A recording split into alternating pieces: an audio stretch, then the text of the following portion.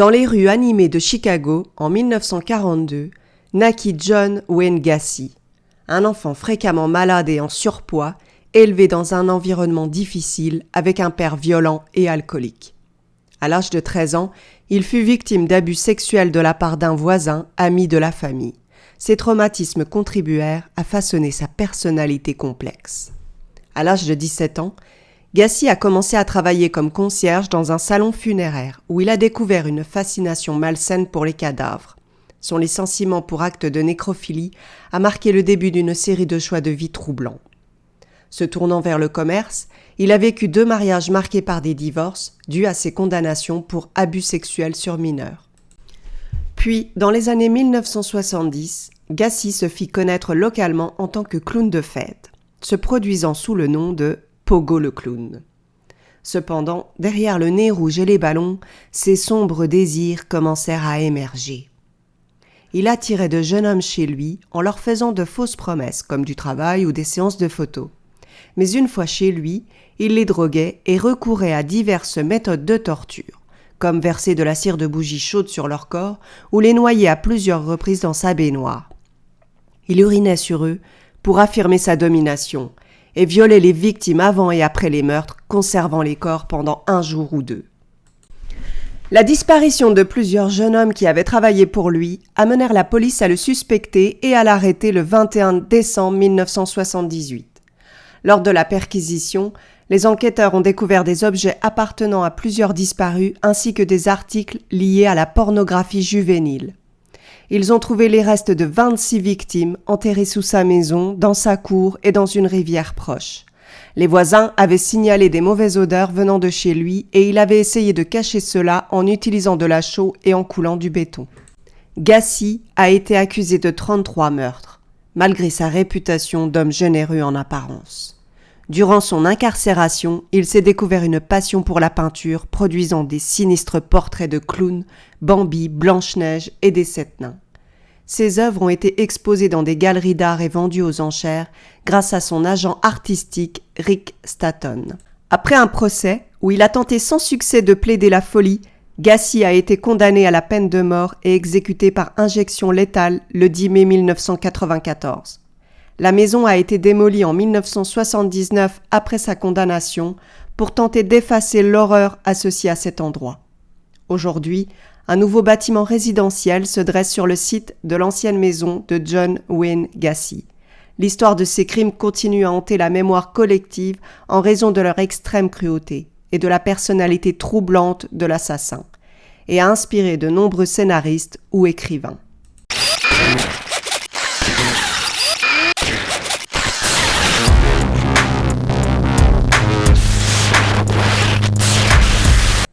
Née en Norvège dans une famille pauvre en 1859, Belle Storseth quitte son pays pour les États-Unis en 1881, après avoir été fille de ferme durant toute son enfance.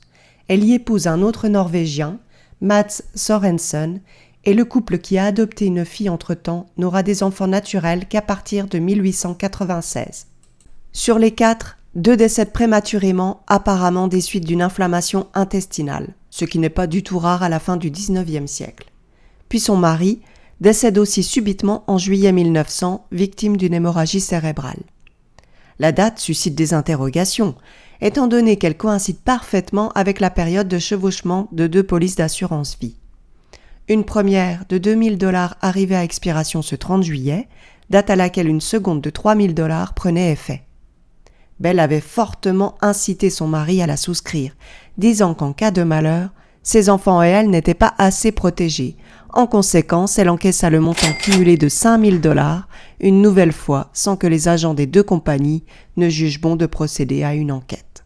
Une nouvelle fois, car Belle Gunness avait déjà touché les indemnisations des assurances obsèques contractées pour ses 2 enfants décédés.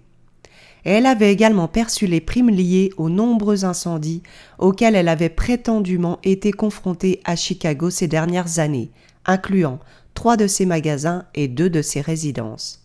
Bien qu'un soupçon croissant commence à l'entourer, aucune preuve tangible ne vient étayer l'accusation selon laquelle Belle serait une meurtrière.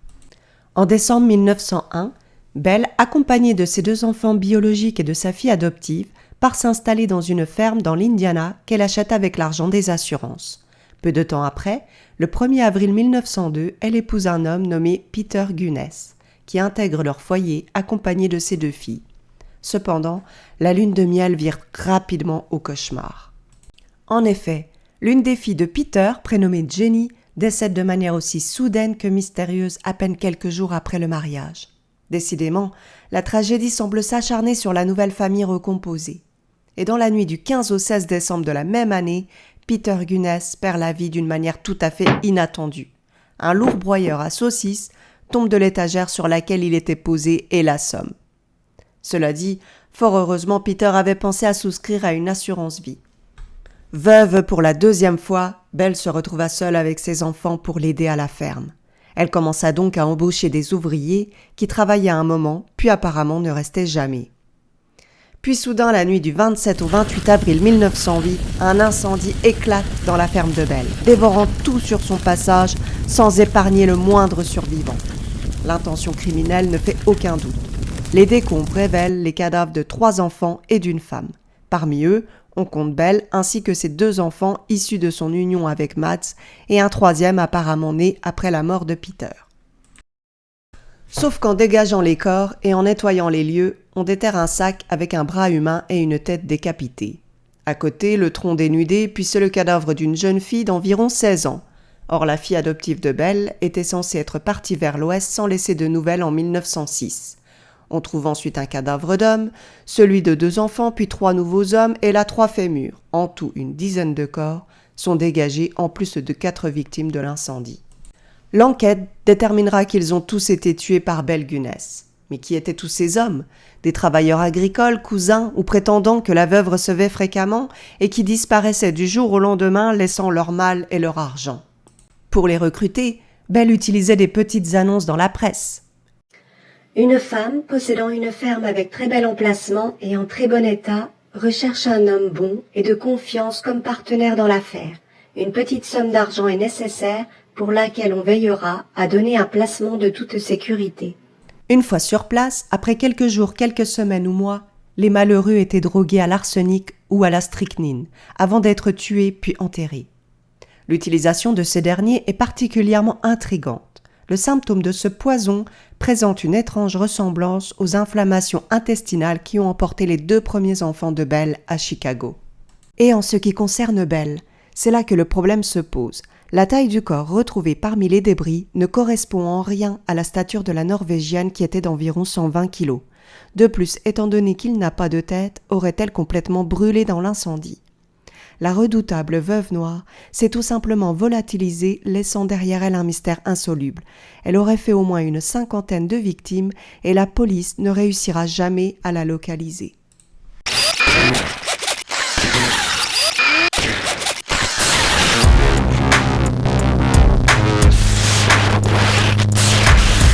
Albert Fish est né le 19 mai 1870 à Washington. Après la mort précoce de son père, sa mère, incapable de s'occuper de lui, le plaça dans un orphelinat où il fut régulièrement battu et fouetté. Et selon ses dires, c'est à ce moment-là qu'il découvrit le plaisir de la souffrance physique. Ces expériences traumatiques ont semé les graines de la dépravation qui allait caractériser sa vie d'adulte. À 12 ans, il a une aventure homosexuelle qui l'initie à des pratiques telles que l'ondinisme, l'attirance sexuelle pour l'urine, ou la coprophagie, le fait de manger des excréments. À 20 ans, il s'installe à New York et commence à violer de jeunes garçons, crime qu'il continua après mariage. En effet, Albert Fish s'est marié plusieurs fois au cours de sa vie et a eu de nombreux enfants. Mais ses tendances criminelles et son comportement sadique ont laissé une marque indélébile sur sa famille. Des allégations d'abus envers ses propres enfants ont émergé au fil des ans, ajoutant une dimension tragique à son histoire. Lorsque sa première femme le quitte, il prend ça pour un rejet et commence à s'automutiler en s'enfonçant des aiguilles dans le corps. Plus tard, les rayons X révéleront la présence de 27 aiguilles logées dans son bassin ainsi que dans son périnée. Puis à 55 ans, il commence soi-disant à entendre Dieu qui lui ordonne de torturer et de castrer des petits garçons. C'est là que débute son premier enlèvement sur la petite Grace Budd, âgée de 12 ans. Le 28 mai 1928, Albert Fish, se faisant passer pour Frank Howard, un fermier, rend visite à la famille Budd à Manhattan, promettant d'employer leur fils Edward pour gagner leur confiance. Puis sous le prétexte d'une fête d'anniversaire, arrive à convaincre les parents de le laisser repartir avec Grace et commet des actes impensables avant de la tuer et de la manger. Puis, en 1934, Fish écrit une lettre détaillée à la famille décrivant les horreurs qu'il avait infligées à leur fille. Elle cueillit des fleurs. Je suis monté à l'étage et ai enlevé mes vêtements. Si je ne le faisais pas, je savais que le sang allait les tacher. Quand tout fut prêt, je l'appelai par la fenêtre, puis je me suis caché dans le placard jusqu'à ce qu'elle entre dans la chambre. Lorsqu'elle me vit nu, elle se mit à pleurer et essaya de fuir par l'escalier. Je l'ai attrapée. Elle dit qu'elle se plaindrait à sa maman. D'abord je l'ai déshabillée. Comme elle donnait des coups de pied, mordait et griffait, je l'ai étranglée, puis découpée en petits morceaux, afin que je puisse emmener la viande dans mes chambres. Je l'ai cuisinée et mangée. Ses petites fesses étaient tendres après avoir été rôties. Ça m'a pris 9 jours pour la manger en entier. Je ne l'ai pas baisée, même si je l'ai regrettée. Elle est morte vierge. Le squelette de Grace fut retrouvé dans le jardin de la maison de Westchester.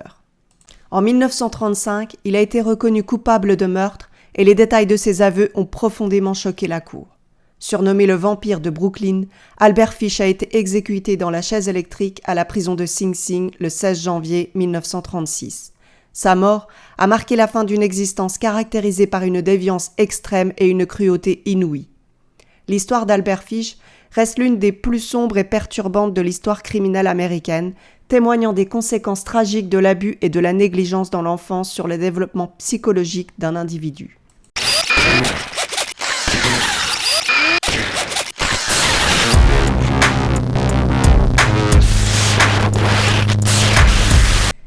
Né en 1906 dans le Wisconsin, Ed Gein a grandi aux côtés de son frère Henry sous l'influence d'un père alcoolique et d'une mère au caractère autoritaire. Sa mère répétait inlassablement que toutes les femmes étaient des créatures immorales, cherchant ainsi à décourager ses fils de tout contact avec le sexe féminin. Dure et dominatrice, elle imposait ses croyances par la force.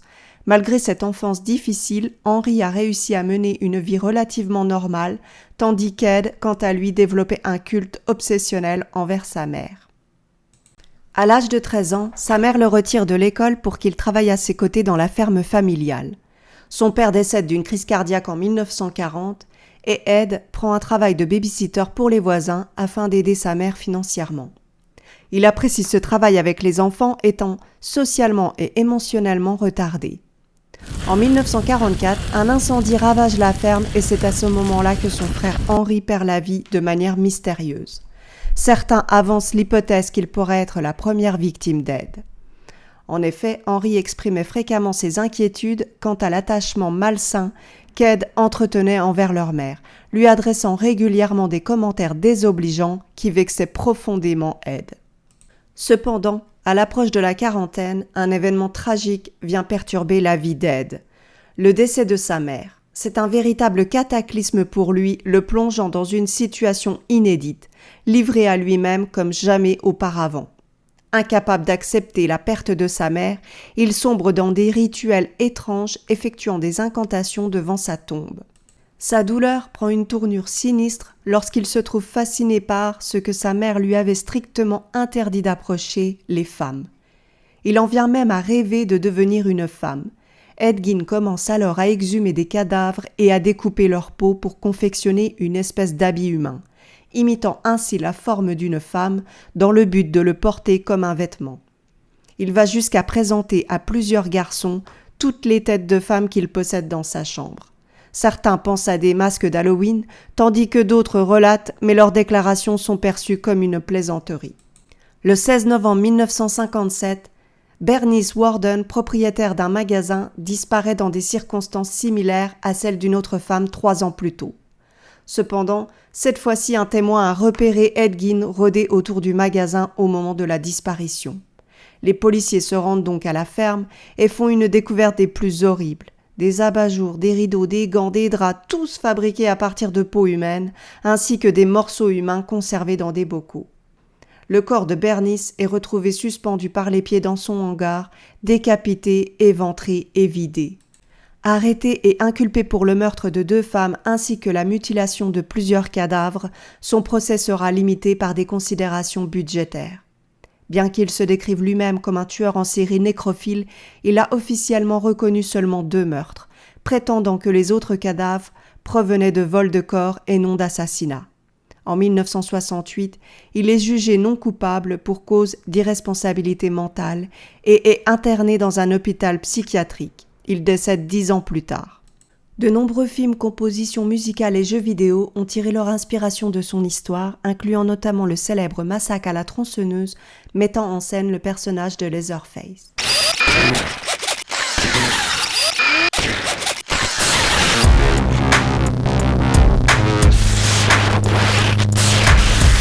Fred West est né en 1941 en Angleterre dans un foyer extrêmement perturbé. Sa mère se livrait à des abus sexuels sur son fils et son père se livrait à des actes sexuels sur ses enfants ainsi que des pratiques zoophiles. Le jeune garçon se montre vite violent et menteur et s'intéresse de façon très insistante aux filles. À 20 ans, il est jugé pour viol d'une adolescente de 13 ans mais s'en tire grâce à son avocat qui prétexte une crise d'épilepsie. En 1961, il épouse Catherine Costello avec qui il a 2 enfants. Le couple déménage ensuite à Gloucester où Fred trouve un emploi dans un abattoir. C'est pendant cette période qu'il commet son premier meurtre en assassinant Anne McFall, une de ses maîtresses âgée de 18 ans qui était également enceinte de lui. Anne insistait pour que Fred quitte sa femme et en réponse, il la démembrera, marquant son crime en lui coupant les doigts et les orteils tout en lui arrachant les rotules. En 1969, Fred West rencontre Rosemary Pauline Letts, qui se fait appeler Rose. À ce moment-là, Rose a 15 ans et est la 5e d'une fratrie de 7 enfants, issue d'une famille défavorisée. Sa mère, confrontée à des troubles dépressifs, avait recours à une thérapie par électrochoc pendant sa grossesse, ce qui a conduit certaines personnes à suggérer que cela aurait pu engendrer des troubles prénataux. Ils entament une relation et Fred divorce de Catherine. Il est ensuite incarcéré pour vol en 1970 et c'est à ce moment-là que Rose commet son premier meurtre en tuant Charmaine, la fille de 8 ans que Catherine, la première femme de Fred, avait eue avec un chauffeur de bus. Charmaine vivait chez les West lorsque les services sociaux ne la prenaient pas en charge et elle subissait des maltraitances de la part de Rosemary. Le couple explique initialement sa disparition en prétendant que sa mère biologique, Catherine, l'a reprise. Cependant, en août 1971, préoccupée par le sort de sa fille, Catherine est elle aussi tuée et démembrée par Fred. Fred et Rose se marient en 1972 et le couple commet cette même année son premier enlèvement avec Caroline Owens, une jeune fille qu'ils ont engagée pour s'occuper de leurs enfants. Après avoir gagné sa confiance, ils l'enferment dans leur cave où ils vont à tour de rôle la violenter et la violer. Puis la libère sous la condition qu'elle revienne pour recommencer, ce que bien sûr Caroline ne fera pas, mais ira directement voir la police pour porter plainte. Mais pas de viol ou de violence, seulement d'atteinte à la pudeur pour s'éviter de fournir un témoignage traumatisant au tribunal. Le couple écope alors d'une petite amende et décide de ne plus jamais laisser cette chance au prochain. De 1973 à 1987, il viole, tue et démembre une dizaine de jeunes filles. Puis en 1994, lors d'une enquête sur la disparition en 1987 de Heather, qui s'avère être la fille de Fred, les policiers ont un mandat de perquisition du domicile du couple. Et ils vont découvrir les ossements de plusieurs corps sous la terrasse, mais également dans le sous-sol de la maison. 9 corps sont déterrés. Mais les enquêteurs ne s'arrêtent pas là et ont l'idée de fouiller également l'ancien domicile du couple, où ils découvriront également 3 cadavres. Toutes ces victimes ont été enlevées, torturées, violées et assassinées. Elles ont également été démembrées ou décapitées. Leur maison, au 25 Cromwell Street, a été démolie en octobre 1996. Fred West a été arrêté en 1994, mais il s'est suicidé en prison avant d'être jugé. Rose West a été jugée en 1995 et reconnue coupable de 10 meurtres. Elle purge actuellement une peine de réclusion à perpétuité. L'histoire de Fred et Rose West est l'un des chapitres les plus sombres de l'histoire criminelle britannique, marquée par la cruauté et l'horreur de leurs actes.